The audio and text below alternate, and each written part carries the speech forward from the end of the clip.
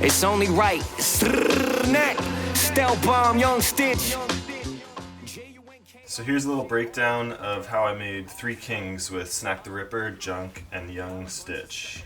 So we started the shoot in New Westminster, outside of Vancouver, and here we are using Snak's smoke machine. We had a couple hands with this one. These guys, Mark Goatley, Jordan Greystone, Lee Solo, helped us out with a few things. Here's Snak working the drone.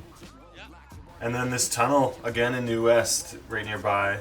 So Snak got a police car, and that was just a film set rental. I think it was maybe like $300 for a couple hours. We got to rent this police car and use the lights. Here's Snak kind of talking it out with me with the guys in the back there, Junk in the back, Young Stitch in the back. We're just figuring out which side I'm filming on and what angle we're looking at. We got the drone up there, and you'll see a lot of drone performance in the video.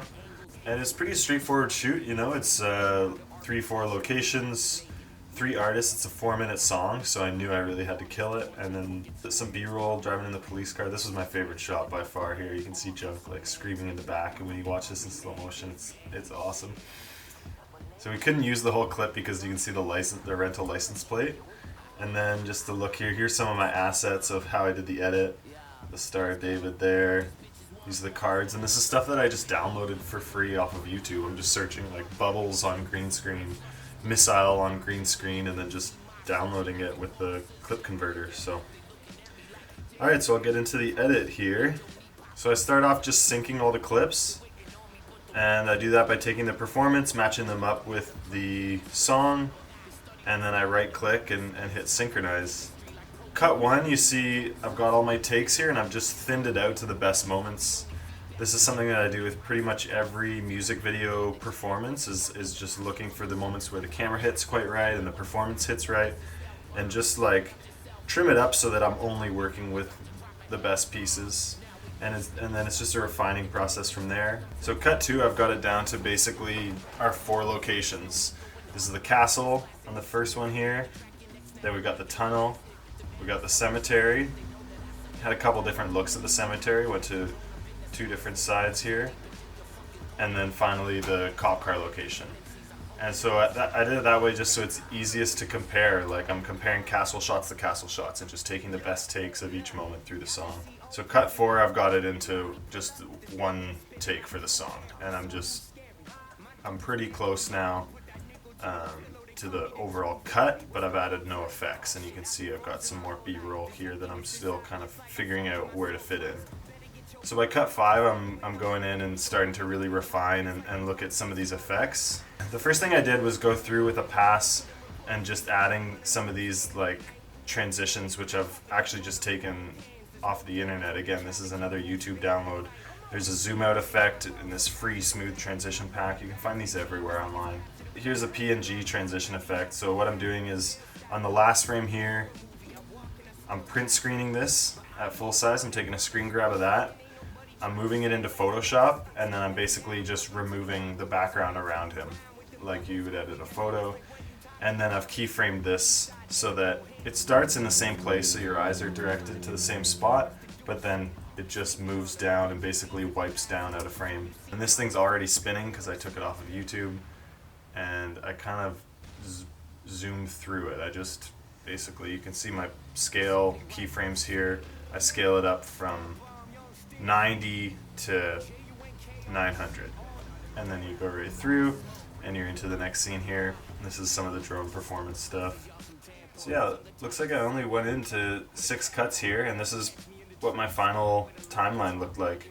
So this PNG, this is like a frame that I've just taken off of Google Images, and then this is probably the coolest effect, in my opinion, that I did here, was adding these skeletons.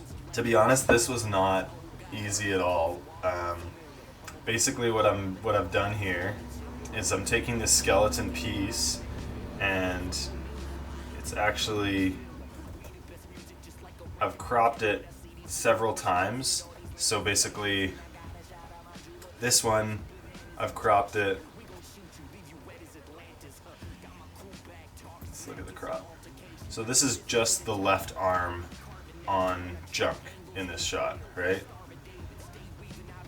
And each of these nested pieces, these are the 3 skeletons, and so each skeleton I've assembled like piece by piece. So it's the same exact skeleton, but I've rotated the bones on the arms so that Stitch has his arms up like this.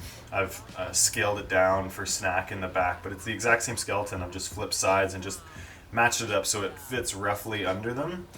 And then I've put on a solarize, which is something this is just in Premiere. If you search solarize in, solarize out, this is a solarize in, and that gives it that negative effect, kind of the x-ray look. Yeah, all these transitions are just these free transition pack. I've taken it off of YouTube. And you can see I've got this 4K grain on top of the video here. That's what that grain looks like. So I just have it on blend mode overlay, you know, pretty straightforward. I've doubled it up so that I've got 2 grain filters. This is just dust, hairs, and scratches. And that's what that one looks like, kind of giving those that pop. And then my adjustment layer here on top is the color correction. I've got a LUT on here, so the LUT I guess is Kuse 54. I'm sure that I've downloaded that for free off the internet. You could search it up. Although, to be honest, I think the color correction is my least favorite part of this video. So this is that comic book thing. So I've added a speech bubble, I've added this POW thing, I've added a little star in the corner, and then I've taken a blank comic strip template PNG off of Google Images. And the way that I've multiplied it here is just by applying the base preset from my free transition pack. This is the base so that I put on the other shots so that you can zoom in, so that there's like room to zoom in. This is how to properly do a zoom in effect, although it is taken from a preset. I didn't do it custom. Okay, I'll just do one more effect because I got some good comments on this one. This is just this movement through the hole in his hand. And so what I've done is I've gone to the first frame of the video, which is right here. I go full screen, I do a print screen or screen grab of that, and then I take it into Photoshop. And in Photoshop, basically, all I did was remove this area and then save this as a PNG so that it's see-through.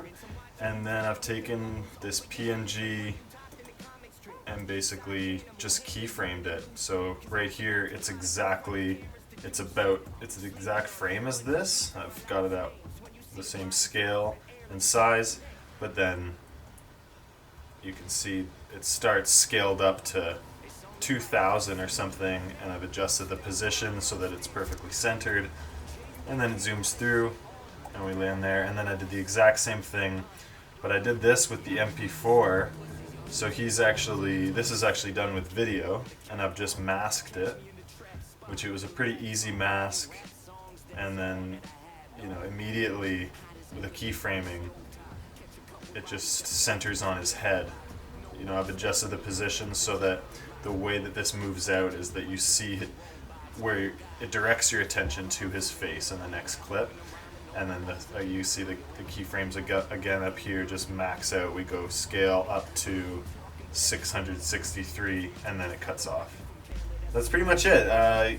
You know, the key to this one was honestly just like, you can look at my timeline, was just doing a ton of these effects and try not to repeat them too much so that they're not boring, and so that people don't have like patterns and expected effects, you know. So if I'm wiping left with one transition, then the next transition will wipe right. If I start doing too many PNGs in one spot, I try to mix it up, and then just taking a lot of elements from YouTube with green screen backgrounds and then just keyframing them basically to do what I want. And that's pretty much it. 3 Kings by Snak the Ripper, Junk, Young Stitch. This one was a lot of fun. And that is the behind the edit.